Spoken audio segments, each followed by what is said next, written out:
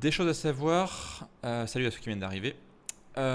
Sur le click-through rate. Alors le click-through rate, donc pour ceux qui ne connaissent pas, c'est le taux de clic de vos vidéos. En fait, ce qui se passe, c'est que YouTube présente du coup vos vidéos à des personnes qui vous connaissent ou qui vous connaissent pas régulièrement. Donc je sais pas, votre miniature va apparaître 100 fois par exemple sur la page de YouTube. Et puis il y a un certain nombre de personnes qui vont cliquer. Donc par exemple, si sur 100 fois que votre vidéo est présentée, il y a 4 personnes qui cliquent, on dit que le CTR, le click-through rate, est de 4%. Voilà. Ça, c'est une métrique qui est super importante. Ça fait partie des 2-3 métriques les plus importantes de YouTube. Alors, je vais vous montrer comment on peut les connaître, ces métriques-là. Je vais vous partager du coup mon analytics. Toc, toc, toc. Voilà. Donc, quand vous êtes sur votre Analytics, donc sur votre studio, donc vous êtes sur Analytics et vous allez avoir du coup voir plus, donc see more en anglais. Voilà. Et donc là, vous allez avoir pour chacune de vos vidéos ici ce qu'on appelle donc le impression click-through rate. Donc c'est en pourcentage. Donc vous voyez là, ça va de 3%, 7%, etc. Donc plus ce CTR il est bon, plus ça veut dire que votre vidéo, elle a une miniature et un titre qui attire beaucoup les gens, et donc ça YouTube aime bien, et donc ça va propulser votre vidéo vers les sommets. Alors je vous dis toujours qu'il faut avoir un bon CTR, et en fait souvent on me pose la question, mais c'est quoi un bon CTR? C'est vrai que c'est pas forcément une question qui est simple à répondre, parce que ça va dépendre de plein de paramètres. Néanmoins, je suis tombé sur la vidéo d'une fille qui est dans une école d'informatique à Paris et qui a fait une super vidéo pour analyser tout ça en fait. Donc elle a pris des vidéos notamment de très gros youtubeurs, des gars qui font genre plusieurs millions de vues, etc. Elle a fait un gros algorithme qu'elle connaît bien parce que du coup, je dis dans une école d'informatique, donc elle a fait un gros travail approfondi d'analyse, etc. Elle a notamment trouvé une valeur qui était assez intéressante, c'est qu'à partir d'une certaine valeur, il y a une sorte d'augmentation très forte de la proportion de la recommandation de YouTube. Donc la recommandation, hein, c'est quand YouTube propose vos vidéos à des gens qui ne vous connaissent pas. Et ça, c'est exactement ce qu'on veut. Nous, ce qu'on veut, c'est grâce à la puissance de YouTube, pouvoir être découvert et que voilà, en fait, YouTube travaille pour nous gratuitement, quoi. Et donc cette vidéo que je pourrais partager pour ceux que ça intéresse sur le groupe Elite, mais bon, elle est un petit peu technique, donc c'est pas forcément intéressant. Je vous ai partagé juste le résultat. Elle a trouvé une valeur qui est de 5%. 5% à partir duquel en fait c'est vraiment la valeur à partir duquel en fait on va avoir une très forte recommandation de la part de YouTube. Et j'ai regardé un peu sur mes vidéos moi. Et effectivement, mes vidéos qui ont un CTR supérieur à 5%, en général c'est des vidéos qui cartonnent pas mal en fait. Donc j'ai regardé, et après il y a quelques exceptions, comme notamment ma vidéo qui cartonne le plus actuellement, c'est celle-là, là, sur les symptômes sur les reins malades, qui est ma vidéo la plus vue, qui va bientôt atteindre 1 million de vues, et qui a un CTR que de 3%. Donc ça ne veut pas dire en fait que quand vous avez un CTR de moins de 5%, ça marchera moins bien. Ça veut dire que quand votre CTR est au moins de 5%, vous mettez toutes les chances de votre côté d'avoir une vidéo qui va exploser, qui va vraiment bien marcher, quoi. Et effectivement, moi j'ai regardé de mon côté, en moyenne ça marche bien, cette valeur-là. Donc voilà, c'était ce que je voulais vous partager ici déjà à ce niveau-là. C'était de surveiller votre CTR quand vraiment vous avez un CTR qui est trop bas. Donc vous voyez, alors je ne l'ai pas fait de mon côté, quoique cette vidéo en fait elle est assez récente donc c'est pas pertinent. Quand vous n'avez pas un bon CTR, c'est-à-dire un CTR qui est voilà, celle-là c'est voilà, ça c'est une vidéo qui est pertinente. Ça c'est une FAQ que j'ai fait récemment. Donc c'est une vidéo. Je voulais pas forcément que cette vidéo elle buzz en fait parce que c'était vraiment une vidéo pour mes abonnés, pour faire une FAQ. La miniature je l'ai pas du tout travaillé. Le titre c'était vraiment un titre pour mes abonnés, pour ceux qui étaient vraiment le plus passionnés, et ça se voit que enfin voilà, ça se voit que ça n'a pas bien marché parce que le CTR est que de 1,5%. Je m'en fiche un peu parce que c'était vraiment une vidéo faite pour mes abonnés, c'était pas une vidéo qui était faite pour me faire connaître en fait, donc je m'en fiche, c'est pas très grave. Mais vous voyez, si par exemple j'avais voulu faire une vidéo qui avait pour but de me faire découvrir et je voyais que le CTR était que de 1,5%, ça c'est vraiment un très mauvais chiffre. Et donc ce que j'aurais fait, c'est que j'aurais changé la miniature, j'aurais changé le titre, j'aurais changé ces deux paramètres-là qui me font, qui influencent le CTR en fait, quoi. Voilà. Après, est-ce que j'en ai d'autres, des vidéos non, parce qu'en général, j'essaie de faire en sorte que ça marche bien.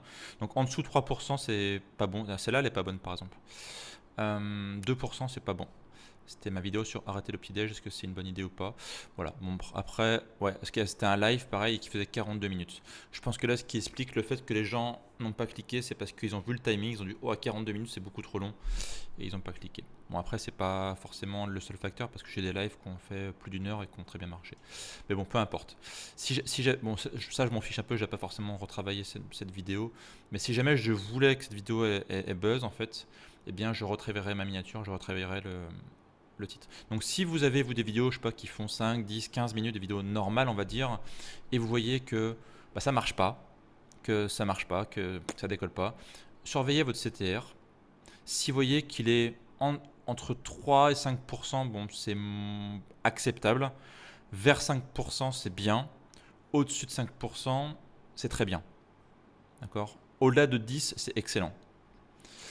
Si vous voyez donc que vous êtes en dessous de 3%, forcément, changez la miniature et changez le titre. Changez les deux. Ça vous permettra du coup de donner une deuxième chance à votre vidéo et ça vous permettra du coup de faire en sorte que votre vidéo, vous n'avez pas bossé pour rien, quoi. Après, je vous garantis pas que ça fera tout non plus parce que il y a un deuxième paramètre qui est le watch time. Le watch time, c'est la durée de visionnage de vos vidéos. Ça, j'en ai parlé aussi rapidement. Je vais vous remontrer rapidement pour vous montrer comment on fait pour le découvrir, ça. Le watch time, donc si vous prenez par exemple cette vidéo-là, hop, vous allez voir l'analytics de la vidéo. Donc là, vous allez voir voilà, l'analytics de la vidéo en tant que telle.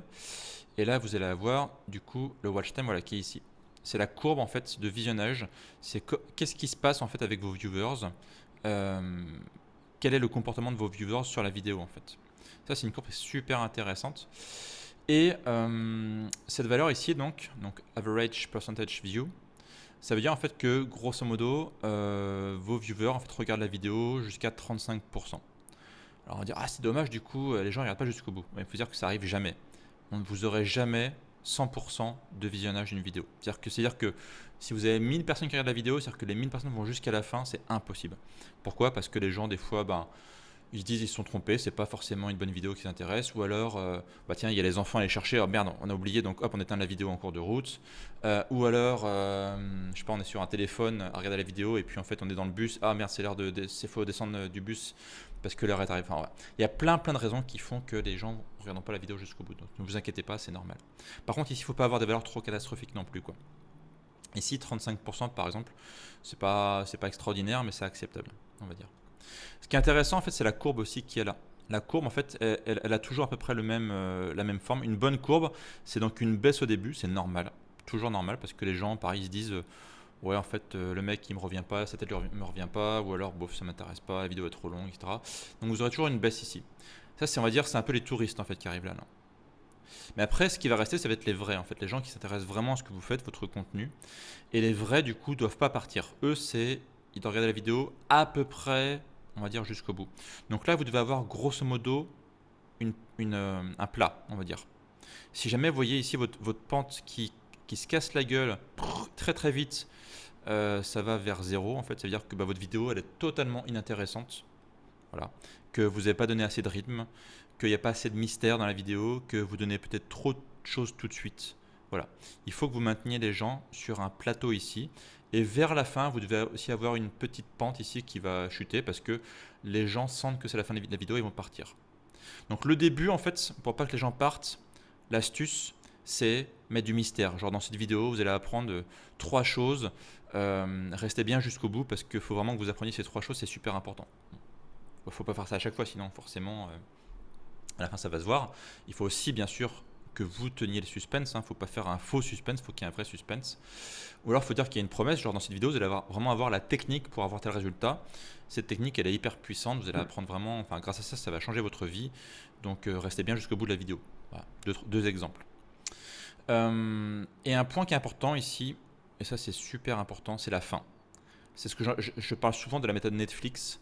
Je dis souvent que les gens ne doivent pas sentir que c'est la fin de la vidéo. Quand vous êtes sur Netflix, Vous savez, quand on regarde une série sur Netflix, en général, la fin de l'épisode arrive et paf, ça switch sur le prochain. Vous savez, vous avez ce qu'on appelle le up next qui arrive là, donc c'est ne quittez pas, le prochain épisode va démarrer automatiquement. Et en fait, souvent, quand vous êtes vraiment pris dans votre épisode, vous dites oh, waouh, putain, il est fini, putain, mais j'aurais trop envie de regarder le suivant, quoi. Et c'est exactement pareil que ce que vous devez faire sur YouTube.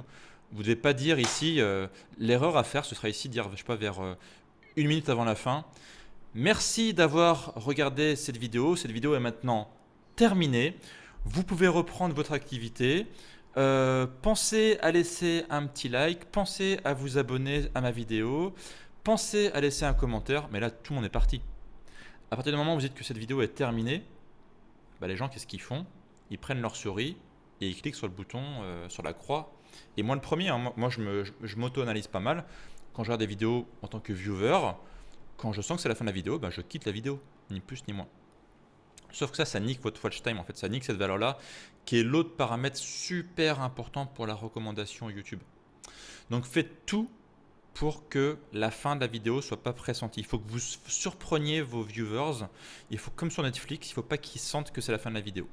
Donc tenez-les jusqu'au bout et faites vos appels à l'action vers le milieu de la vidéo. Faites vos appels à l'action le plus tôt possible, on va dire. Milieu ou début, voilà, mais pas à la fin. Pas à la fin. Dites aux gens de s'abonner vers le début, vers le milieu, pour cliquer pour réserver un coaching privé ou un appel stratégique. Faites-le vers le milieu, là où il y a encore des gens. Parce que si vous faites à la fin, là, déjà, vous voyez, ça se casse la gueule.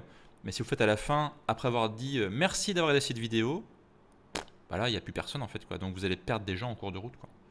Donc vous voyez, en fait, l'intérêt que je vous dis là, de ne pas annoncer la fin de la vidéo, d'une part, ça améliore votre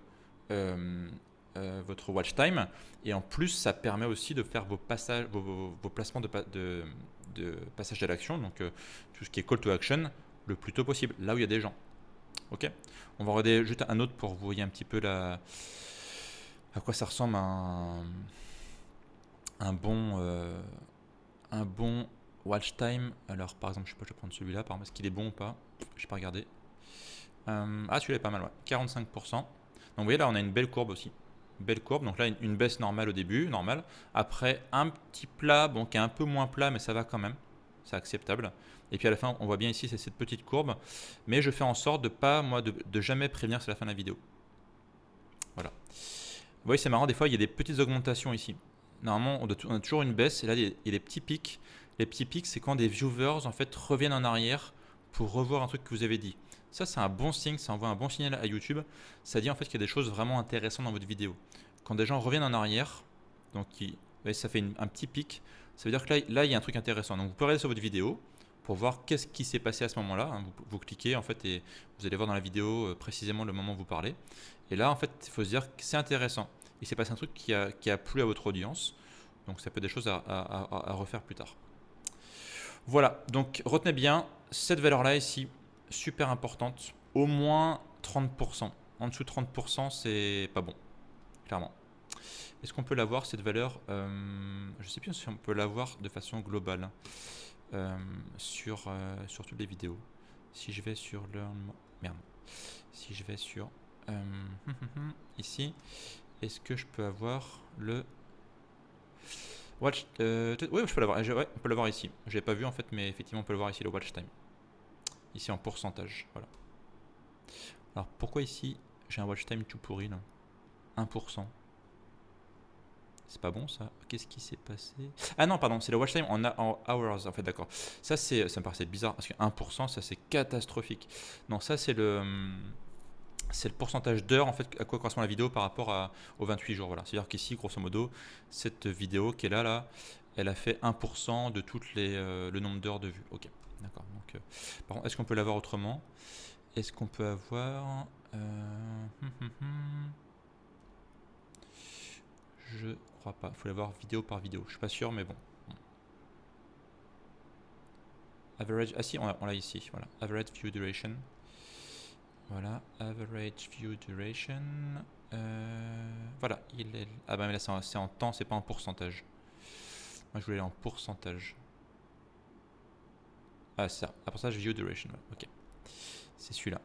Voilà, la métrique c'est average percentage view. en français, donc pourcentage moyen de vues. Voilà, donc vous voyez, si je regarde mes pourcentages, 24%, c'est pas foufou. Pourtant, c'est ma vidéo, une des vidéos les plus vues. Mais je pense que voilà, c'est un contre-exemple. 19%, c'est pas très bon non plus. Par contre, voilà, au-dessus de 30%, c'est bien. Après, voilà. Oui, là, j'ai des taux exceptionnels, c'est les 87%. Ici, ça, c'est sur une vidéo normale, ça n'existe pas, ça. C'est une vidéo qui fait 1 minute. C'est un short, je vais en parler juste après de ça. Donc, c'est pour ça qu'il y a un pourcentage aussi haut. C'est les shorts, je vais en parler juste après. Là, c'est pas bon, mais c'est normal, c'est ma vidéo FAQ, donc c'est normal que elle est longue, elle est faite pour les abonnés, donc c'est normal que ce soit pourri. Voilà. Donc voilà, dites-vous qu'en dessous de 30%, il y a un truc qui s'est mal passé, que votre vidéo, elle n'a pas été suffisamment intéressante, que vous n'avez pas su passionner vos viewers. Donc si vous avez beaucoup de chiffres ici en dessous de 30%, ça peut expliquer pourquoi vos vidéos ne sont pas vues en fait et pourquoi YouTube ne vous recommande pas. Donc les deux métriques les plus importantes, je répète, parce que c'est vraiment le cœur du système de recommandation, c'est le pourcentage moyen de vues supérieur à 30% absolument ici, et le clicks rate, donc, que je vous ai montré tout à l'heure, qui a dégagé, parce que mon écran du coup n'est plus assez grand, vous vous souvenez là, qui doit être supérieur à 5% idéalement. Voilà, si ces deux valeurs sont respectées, 5%, 30%, vos vidéos seront recommandées, il n'y a aucun souci. Si ce n'est pas mis en place, c'est que vos miniatures, vos titres ou la façon que vous avez de raconter vos vidéos ne sont pas assez intéressantes. Il faut donc le changer. Voilà, donc ça c'était un petit rappel essentiel, mais super important. Parce que vous aurez beau me dire, je comprends pas, j'ai pas beaucoup de vues sur ma vidéo, je comprends pas ce qui se passe, etc. Si déjà ces deux valeurs sont pas bonnes, ça sert à rien d'aller plus loin. Donc c'est pour ça que quand je fais des reviews de chaîne, ce que je regarde en premier, c'est les miniatures et les titres. Déjà voilà. Et ensuite je regarde un peu comment la vidéo vous l'amenez, comment vous parlez, est-ce que vous réussissez à captiver votre audience, est-ce que vous n'annoncez pas la fin de la vidéo trop vite non plus. Voilà. C'est un peu les choses que je regarde et grâce à ces points-là, on va pouvoir du coup améliorer le click-through rate et le watch time. Voilà. Est-ce que vous avez des questions là-dessus? Vous pouvez vous démuter si vous voulez, si vous avez des questions. Ouais, Jenny, tiens, je te démute. Voilà, vas-y. Ouais, en fait, du coup, même si une vidéo, on l'a mis depuis quelques mois, on peut rechanger miniature et titre, ça peut la remettre, enfin, ça peut la relancer, quoi, en fait. Exactement, tu peux donner une deuxième chance à ta vidéo comme ça. Tout D'accord, à fait. ok. Donc n'hésite pas, c'est ce que je dis souvent. D'ailleurs, quand je fais des reviews de chaînes de jeunes créateurs, donc ceux qui démarrent, genre je sais pas qu'on 10 vidéos et que ça va pas du tout en fait. Tu vois, genre la miniature, elles sont nulles. Et ben je leur dis, bah vous changez tout, vous recommencez à zéro. Je crois d'ailleurs, je te l'avais dit, toi, Jenny, Oui, une oui, fois, non? Ouais, oui, voilà. oui. C'est pour ça. Je leur dis, voilà, bah, tant que vous n'avez pas beaucoup de vidéos, faites-le. C'est le moment ou jamais. Parce que quand vous en avez plusieurs centaines, je comprends qu'on a un peu la flemme, quoi. Ouais. Mais quand on a quelques 10, 20, 30, on prend une après-midi, un week-end, et puis on se refait tout, quoi. Donc oui, carrément, on peut donner une deuxième chance aux vidéos en changeant tout. En fait, dans une vidéo, on peut tout changer, sauf le fichier vidéo, le fichier Ouais. MP4 en fait, quoi. Mais vous pouvez changer titre, miniature, description, tag, les fiches de fin, donc le end screen. Vous pouvez changer le i là, donc les petites fiches. Vous pouvez changer, qu'est-ce que vous pouvez changer encore? Pas tout en fait, hein. Mais sauf le fichier vidéo. Ça, par contre, on peut pas le changer là. Alors, si on peut un peu le changer quand même, je vais dire une bêtise, on peut l'éditer, parce qu'il y a un éditeur qui est inclus dans le studio de YouTube. On peut faire des cuts. Par exemple, si jamais il y a un passage qui est pas bon, enfin, je sais pas, comment dire, il y a un passage qui pose problème. Je sais pas, vous avez montré un drapeau nazi, par exemple, je prends un cas extrême, le point Godwin est atteinte. Vous montrez un drapeau nazi, par exemple, à un moment dans votre vidéo, donc forcément, là, il y a un gros flag, YouTube le détecte, pouf, ça va pas du tout, enfin, gros warning. Et ben en fait, vous pouvez sélectionner le passage qui pose problème et le cutter dans l'éditeur de YouTube. Donc ça peut faire peut-être un petit cut bizarre, mais au moins votre vidéo sera sauvée, on va dire, quoi. Voilà. Et on peut aussi, la seule édition qu'on peut faire, c'est si jamais YouTube détecte que vous avez utilisé un fichier son qui est sous copyright. Donc je sais pas, vous avez mis Rihanna par exemple dans votre vidéo YouTube et donc forcément il est détecté par YouTube. Il vous flag en disant bah non, t'as pas le droit d'utiliser, vous pouvez le supprimer. euh, tant bien que mal, parce qu'en fait c'est une suppression. Si jamais il n'y a que le morceau de Rihanna, vous pouvez le supprimer, mais si jamais vous avez parlé dessus, ça peut foutre en l'air tout le fichier son. Donc voilà, il peut y avoir une certaine façon de l'éditer quand même, quoi. Mais la meilleure façon, c'est d'avoir de base un bon fichier vidéo, quoi. Est-ce qu'il y a d'autres questions sur le click-through rate et le watch time? Oui, Fatima, démute-toi du coup sur Zoom. Alors tu vois comment on fait, ouais. Tu vas sur le petit micro sur ta vidéo et tu fais. Ah c'est bon, normalement t'es démuté là, c'est bon. Ah par contre, on t'entendra pas par contre. Ton micro doit pas être activé, je pense. Ouais, t'as pas de micro a priori. Regarde pour l'activer. Est-ce qu'il y a d'autres questions d'autres personnes? Du coup, Karim, salut, je t'avais pas dit bonjour tout à l'heure. Ouais, salut Wilfried, salut tout le monde. Ouais, moi, alors, si j'ai bien compris ce que tu as dit tout à l'heure, donc ce qui compte, c'est le pourcentage moyen de visionnage Entre autres, d'une ouais, c'est une vidéo, des deux valeurs, hein, les plus importantes. Ouais, ouais, et le taux de clic par impression, donc c'est ouais, ça, c'est ça, ouais, tout à fait. de chaque vidéo. Ok, Ouais. d'accord. Faut vraiment surveiller ces deux valeurs et les Ouais, comparer du coup par rapport aux deux euh, limites que j'ai données. Donc 5% pour le click-through rate et 30% pour le watch time. Ouais. d'accord, ok, bon, d'accord, ça marche. Ok, merci. D'autres questions? Non, c'est bon? Alors, autre point, j'en avais parlé lors de la dernier coaching, c'est les shorts justement. Je ne sais pas si vous connaissez les shorts, c'est arrivé il y a quelques mois sur YouTube. Les shorts, c'est ce qui a pour vocation de concurrencer un peu les formats courts type réel de Instagram et les vidéos courtes de TikTok en fait. Parce qu'aujourd'hui, en fait, YouTube est un peu le boss, on va dire, de la vidéo sur les réseaux sociaux. Là-dessus, il n'y a rien à dire, sauf sur les formats courts. Sur les formats courts, en fait, ça reste TikTok et Instagram.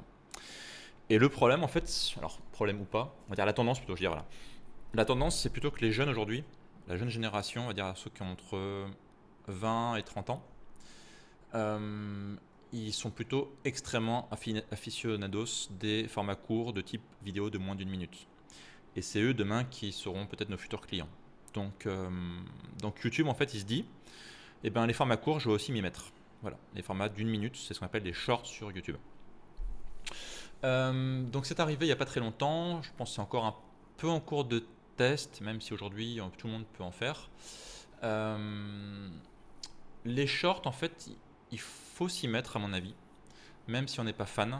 Personnellement, je suis pas fan. À titre purement individuel, je suis pas un grand fan sur YouTube des shorts. J'en consomme un peu pour voir un peu comment ça marche, comment les autres créateurs, ceux qui cartonnent, ils utilisent ça.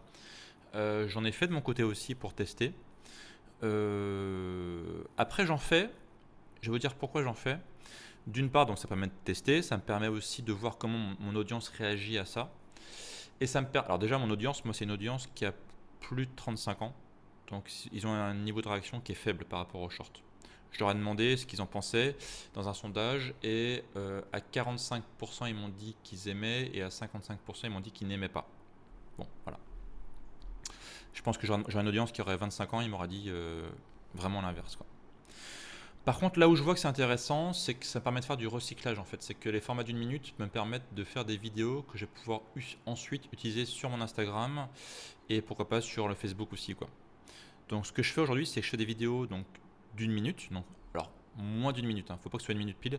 En général, c'est entre 50, enfin le maximum pour moi c'est de 59 secondes parce que dès qu'on arrive à une minute, YouTube va détecter qu'on n'est plus vraiment dans le format short. Donc c'est vraiment une minute grand maximum. Mais faites toujours des vidéos qui durent moins d'une minute, genre entre 50 et 59 secondes maximum. Donc ces vidéos doivent être au format portrait.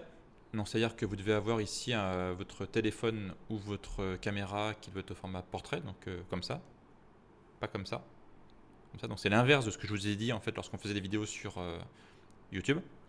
Donc au format portrait, donc moins d'une minute. Et ces vidéos en fait n'ont pas besoin particulièrement d'avoir de miniatures ou une description de fou ou un titre de fou, etc. C'est un format qui va uniquement être proposé suivant le niveau d'engagement des gens par rapport au nombre de vues. Donc en fait c'est compliqué à expliquer, mais grosso modo c'est le côté purement viral. C'est-à-dire que si la vidéo est beaucoup vue, et ben elle sera beaucoup vue en fait, quoi. C'est aussi bête que ça. Voilà. Voilà, donc si vous en faites, ne vous emmerdez pas à faire des miniatures, parce que ça sert à rien. En fait, le format short n'affichera pas votre miniature. Ne vous emmerdez pas à faire une longue description, ne vous emmerdez pas à faire des tags, ça ne sert à rien. D'ailleurs, ce que vous pouvez faire, c'est les hashtags. Vous savez, vous avez droit à 3 hashtags sur les vidéos YouTube. Ça, vous pouvez les mettre. Par contre, ça a un intérêt parce que quand les gens surfent, par rapport à l'algorithme et comment les gens utilisent les hashtags, ça peut servir. Ce qu'il faut dire, c'est que ces vidéos vont uniquement servir à votre audience en fait. Ils ne vont pas servir forcément pour vous faire découvrir, même s'il y a quand même moyen de vous faire découvrir par les shorts. Mais ça peut servir en fait principalement à faire du contenu si par exemple vous ne savez pas quoi poster ou parce que vous avez, comment dirais-je, pas le temps de faire une vidéo complète, mais que vous avez quand même un engagement, vous êtes dit voilà je sors une vidéo par jour ou je sors 2 vidéos par semaine, vous n'avez pas le temps, vaut mieux faire un short que rien en fait. C'est un peu l'idée. Ça va donner à manger à l'algorithme à YouTube, ça va donner à manger à vos viewers qui vont avoir un contenu à consommer, qui sera court en plus, donc qui pourra être consommé rapidement pour eux, qui sera adapté au téléphone et qui permettra du coup de faire du contenu ultra rapide, puisqu'en fait pour vous, pour faire un short, il faut juste aller sur votre téléphone. Alors je vais vous montrer sur le téléphone. Vous lancez l'application YouTube, tout bêtement. Voilà, donc vous lancez l'application YouTube que vous devez avoir sur votre téléphone, normalement. Vous avez le petit plus en bas pour créer un nouveau média. Alors c'est peut-être inversé du coup sur votre vidéo, c'est à l'envers ou inversé chez vous? C'est bon, ouais, ok. Et vous avez donc différents types de formats. Donc vous avez le post, vous avez la story, vous avez le live, vous avez le upload vidéo et vous avez tout en haut le short. Voilà. Vous voyez, c'est le dernier qui apparaît en haut. C'est un petit logo qui est un peu différent. Et donc voilà, vous arrivez sur un truc qui ressemble un peu comme les stories sur Instagram pour ceux qui connaissent. Donc ça active automatiquement vous voyez, la vidéo. Et vous enregistrez, il faut appuyer dessus. Alors par défaut, c'est 15 secondes. Et c'est marqué ici 15 secondes. Voyez. Et donc, vous pouvez appuyer sur le 15 secondes pour pouvoir passer jusqu'à 60 secondes maximum. Et du coup, je vais passer à 60 là. Sinon, vous êtes limité à 15 secondes, donc c'est un peu dommage. Voilà, donc vous enregistrez en disant bonjour, comment ça va, etc. Vous racontez votre vie. Vous faites Alors, l'idée en fait, d'un short, c'est d'apporter du contenu de façon la plus rapide possible. Si vous faites un short pour raconter votre vie, pourquoi pas? Ça peut être vu comme une sorte de story, genre désolé, j'ai pas le temps de faire des vidéos actuellement, mais je reviens vers vous rapidement. Pourquoi pas? Ça peut être le format short, vous pouvez utiliser comme ça en mode story. Mais souvent, on utilise de façon à apporter du contenu, genre de la façon la plus rapide possible. Genre, je sais pas, moi je vais donner genre mes 3 meilleurs conseils pour avoir un taux de masse grasse bas, par exemple. Voilà. Et genre là, je rentre dans les détails, je fais pas de théorie, je fais faites ci, faites ça, voilà. Terminé. Et avec un peu de blabla autour, on rentre facilement dans le créneau des 1 minute. Moi, en fait, là où j'ai le plus dur, c'est comme je suis un peu bavard. Ça a remarqué. Et ben du coup, c'est vachement dur pour moi de parler que 1 minute, quoi. C'est super compliqué. 1 minute, ça a l'air long en fait, mais quand on est un sujet qui nous passionne, c'est super court, quoi, 1 minute, quoi. Donc j'ai essayé au début de faire des formats comme ça avec mon téléphone. Et ensuite, ce que j'ai fait, c'est que j'ai fait le même type de format. Donc je me suis filmé au format portrait. Là, j'ai fait j'ai fait des vidéos qui faisaient un peu plus d'1 minute, parce que je faisais un peu plus comment dirais-je, de structure, on va dire. Je me suis permis aussi de faire des cuts. Donc j'ai fait ma vidéo qui faisait genre 2 minutes. Je l'ai importé sur mon logiciel de montage. J'ai monté ma vidéo donc au format portrait. J'ai fait du montage donc, en mettant des incrustations, en mettant des animations, etc. pour se rapprocher le plus possible d'une vidéo montée sur YouTube. Et là, du coup, j'ai raccourci, j'ai enlevé les blancs, j'ai enlevé les répétitions, et hop, pour vraiment rentrer dans le format short, donc c'est-à-dire moins d'1 minute. Donc j'ai fait des shorts montés au format des shorts montés, ouais, donc voilà, donc moins d'1 minute. Et c'est ce que je suis actuellement en train de tester pour voir s'il y a un meilleur taux de vues, s'il y a plus de vues, plus de rétention, etc. Donc j'en ai fait que un pour l'instant. Voilà, mais je vais tester ça prochainement. Je vous dirai du coup ce qu'il en est dans les prochains coaching live. Mais je pense qu'il y a quand même un intérêt. Voilà. Donc essayez d'en faire de vos côtés. Je pense que vos premiers shorts, vous pouvez les faire au format vraiment bêtement avec votre téléphone, hein, comme je faisais moi au début. Mettez quand même un micro cravate quand même pour avoir un bon son toujours. Même si la vidéo, c'est pas grave si elle bouge un peu, si c'est pas aussi strict qu'une vidéo montée, il y a quand même un bon son, c'est important. Voilà, essayez de votre côté pour voir comment ça prend, si votre audience elle aime ou pas. Ça mange pas de pain de tester. Et puis voilà. Est-ce que vous avez des questions sur les shorts? Non? pas spécialement. Est-ce que vous allez tester de votre côté sur YouTube? Ah oui, ce que je veux dire aussi, voilà, c'est que moi, ce que j'avais fait, c'est que une fois que j'ai fait mes shorts, je récupérais le fichier MP4. Donc, s'il était d'origine sur YouTube, bah, je le téléchargeais sur mon YouTube Studio. Si je le montais, bah, je le récupérais directement sur mon logiciel de montage. Et ensuite, du coup, je le mettais sur Instagram au format Reels. Les Reels, vous savez, d'Instagram. Du coup, ça me faisait, bah, c'est le même format en fait. C'est le format portrait, c'est moins d'une minute. Donc, du coup, je recycle. Je recycle et je mets aussi sur ma page Facebook. Voilà. Donc, la même vidéo qui va à 3 endroits différents. Je trouve ça pas mal. Donc, voilà. Et ce que je fais aussi aujourd'hui, c'est que quand je fais une grosse vidéo, donc voilà, je mets mon setup pour faire une grosse vidéo, et ben je dis, bah, quitte à ce que mon setup il soit installé, et bien j'ai filmé peut-être 2-3 shorts. Vous voyez, ça me permet aussi de m'échauffer un peu, de monter un peu en énergie, de chauffer ma voix. Et ben pour m'échauffer, je fais des shorts. Il y en a qui sont pourris, donc je les vire, puis ceux qui sont bien, je les garde. Voilà, ça peut être une petite technique à tester de votre côté, quoi. Why not? Pas de questions sur les shorts, non? Ok. Juste Ouais. une question qui me vient comme ça. On ne peut pas partager de liens, quoi.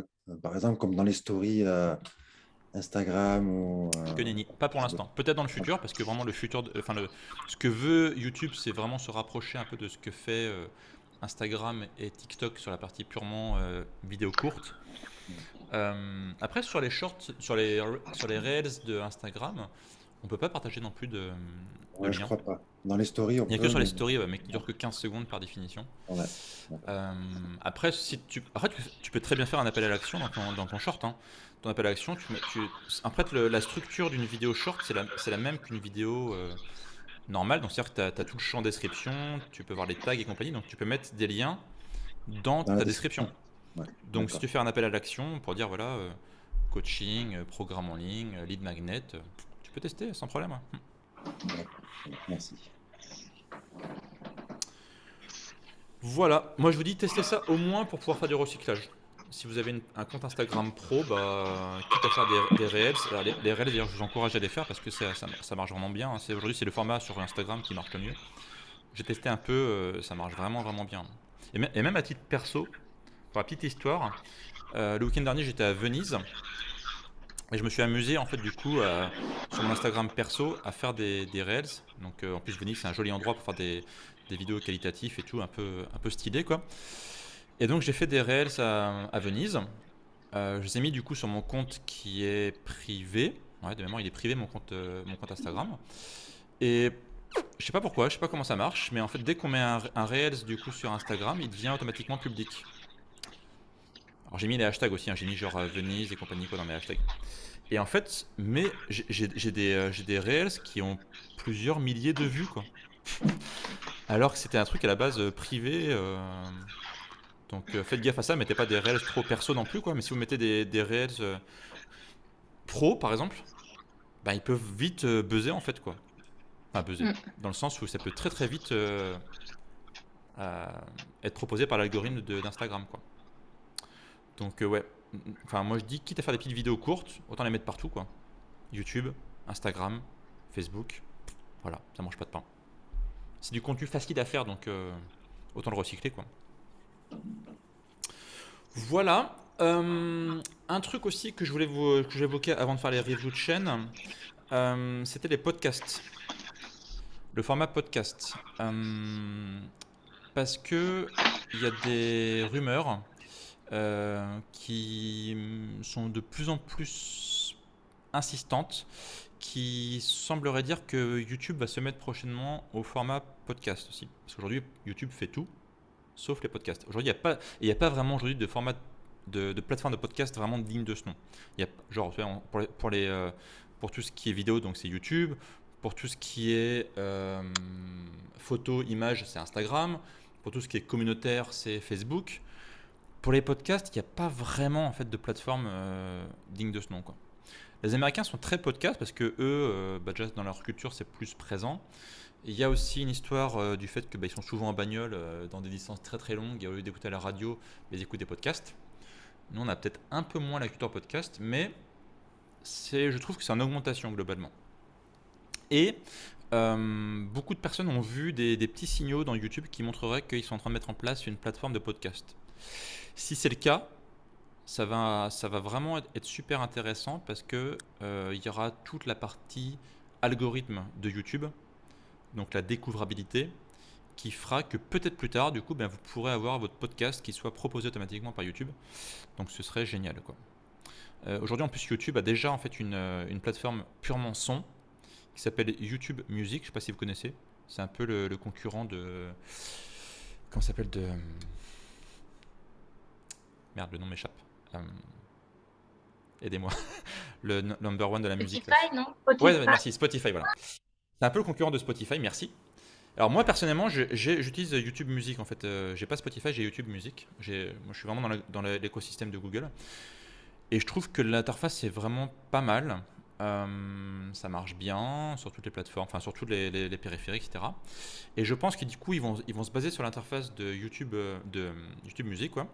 Ils vont peut-être faire un YouTube podcast sur la même plateforme, sur une plateforme équivalente, on va dire, à YouTube Music. Et si c'est le cas, du coup, ce sera ultra puissant, quoi. Donc un truc que vous pouvez commencer à faire de votre côté, si vous aimez bien le format podcast, eh bien c'est déjà d'en créer, de les mettre soit de les publier. Donc ça peut être sur Spotify justement, parce que sur Spotify on peut mettre des podcasts sans aucun problème. De créer un compte Spotify, de les mettre sur 2-3 plateformes comme ça, et de garder bien au chaud du coup les fichiers son, les fichiers MP3, parce qu'il se peut que du coup dans l'avenir, YouTube propose des podcasts, quoi. Voilà. Sachant qu'on peut déjà les mettre les podcasts sur YouTube au format du coup, mais il faut qu'il y ait un fichier vidéo. Donc il y a des plateformes, en fait, vous uploadez votre fichier son et automatiquement la plateforme met des petites waves. Vous savez, vous avez peut-être déjà vu ça en fait. C'est une vidéo podcast en fait, quoi. Voilà. Donc si vous intéresse, je vous donne des plateformes qui font ça. Mais ça peut être un bon début. Vous pouvez tester aussi sur votre audience. D'ailleurs, je parlais de tester les shorts sur votre audience. Et ben pourquoi pas tester aussi un format podcast avec votre audience et leur demander est-ce que vous avez aimé ce format-là? Et si tout le monde est super content, on se dit bah, c'est génial, bravo, j'ai adoré, j'ai écouté ton podcast quand j'étais en voiture ou quand je faisais mon footing, etc.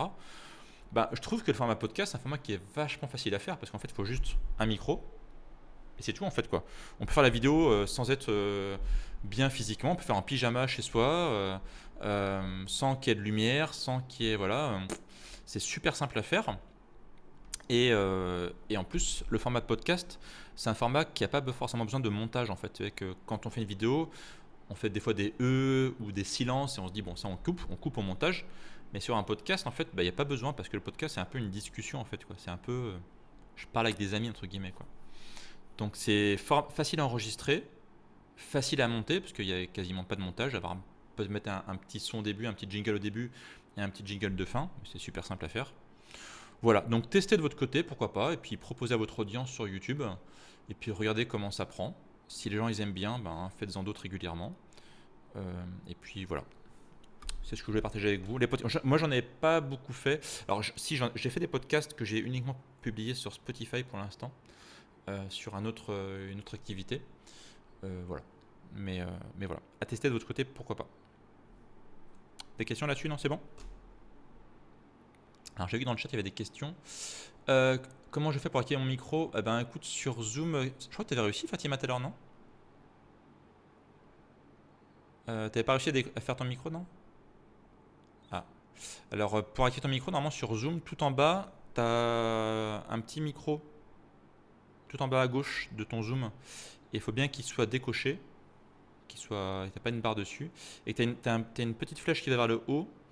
Il faut que tu choisisses du coup le micro de ton ordinateur. Voilà. Après, si tu n'arrives pas, je sais pas, peut-être tu as un problème de son.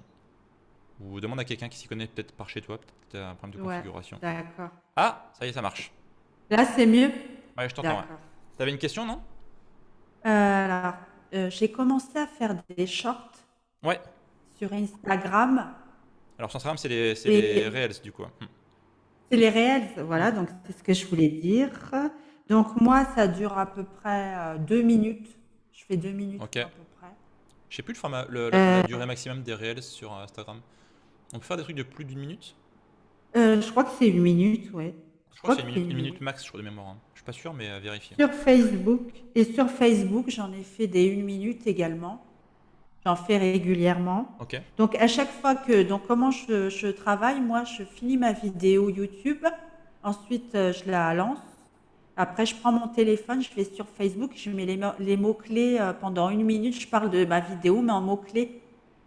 Je dis sous forme de phrases, enfin pas trop phrasées, mais avec des mots-clés. Je sais pas si tu vois ce que je veux dire. Ouais, ça sert pas à grand chose ça. Vaut mieux à la rigueur que Ça tu Non, Ah, d'accord. upload ta vidéo que tu as fait sur YouTube alors, sur Facebook, pourquoi pas, ça peut servir. Du coup, là, pareil, tu recycles ton contenu.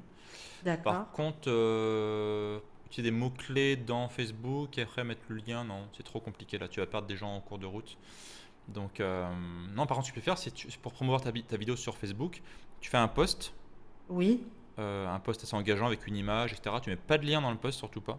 Parce que dès que tu mets un lien dans un post, en fait, tu perds le reach. Donc, le reach, c'est la D'accord. portée, le nombre de personnes qui vont pouvoir voir ton post, en fait. Par contre, tu dis bien que le lien est en commentaire. Tu dis, j'ai sorti une nouvelle vidéo sur tel sujet, ça va vous intéresser, nanana, nanana. Allez voir en commentaire le lien. D'accord. Et là, les gens vont. Voilà, là, c'est beaucoup mieux quoi, en termes de technique. Pas de lien, donc. Ouais, Non, ça sert. Enfin, tu peux, mais dès que tu mets un lien dans un post Facebook, tu perds le reach de façon assez D'accord. incroyable. Quoi. Ok, Par merci. contre, ce que tu peux faire, c'est que si jamais tu utilises Instagram, c'est faire des stories, comme on disait tout à l'heure, là. Faire des stories. Et maintenant, tout le monde peut avoir accès. Je crois que c'est tout le monde quasiment peut avoir accès à l'option lien. Et D'accord. tu peux faire des liens du coup vers tes vidéos, vers tes différents médias. Quoi. Je fais des D'accord, stories ouais. sur Instagram. Ok. Voilà. Bon bah du coup on va passer à la review des chaînes YouTube pour voir si tout ça J'avais c'est... une question, Oui, Wilfried. oui. Excuse-moi, tu l'as pas vu, j'avais levé la main. Hop. Ah autant pour moi, non j'ai pas vu non. En fait, j'ai juste une question. Moi, c'est sur l'habillage sonore. J'ai en banque de musique, je me suis inscrite sur Epidemic Hmm, Sound. Ouais, Qu'est-ce très que bien. tu en penses? Est-ce que c'est un bon site ou Ouais, pas? c'est un très bon site. Ouais. Ouais, ça serait vers ça aussi que tu irais. Enfin, moi, j'ai besoin juste de conseils de quelqu'un qui a déjà l'habitude Alors de. moi j'utilise pas ça, en fait moi j'utilise un logiciel de montage qui s'appelle donc Camtasia. Et Camtasia en fait ils ont toute une bibliothèque de sons, vidéos et ce qu'on appelle des vidéos et images stock. Ah oui, Donc c'est une option payante, je crois que je paye 200 € par an. ok. Mais c'est pas cher comparativement à tout ce que j'ai. Et voilà, du coup j'ai toutes les musiques, toutes les vidéos, toutes les images du coup pour 200 € par an. Quoi. Alors, je Et sais pas, tu as, en termes de sonore, tu as et musique et bruitage? Ouais. Ouais, ok. Hmm. Pour des Je sais pas combien tu payes du coup sur Epidemic Sound. Euh, là, je sais pas par cœur, mais en fait, moi, je monte sur euh, Filmorama, Wondershare, Ok. et on a aussi quand même une option comme ça. Ok. Après, là, l'option que je vous disais là sur Camtasia, c'est indépendant du logiciel en fait. On peut utiliser cette option même si on n'est pas sur C'est Camtasia, vrai? parce que du coup, au final, on récupère des MP4, on récupère des JPEG, donc peu importe. Si ça vous intéresse, ça s'appelle Ezets. Je vous partage Tu le peux lien épeler? dans le chat si vous voulez. Ah, Non, c'est Library, ça a changé de nom, je crois. Comment il s'appelle ça? Non, c'est voilà. TechMiss Assets for Camtasia. Je vous partage ça dans le chat si vous voulez. super. Tac. Ok, comme Voilà. ça, je peux comparer au niveau des prix. Je crois que moi je et- paye, ouais, je crois que c'est un truc, je paye 200 € par an. Ok.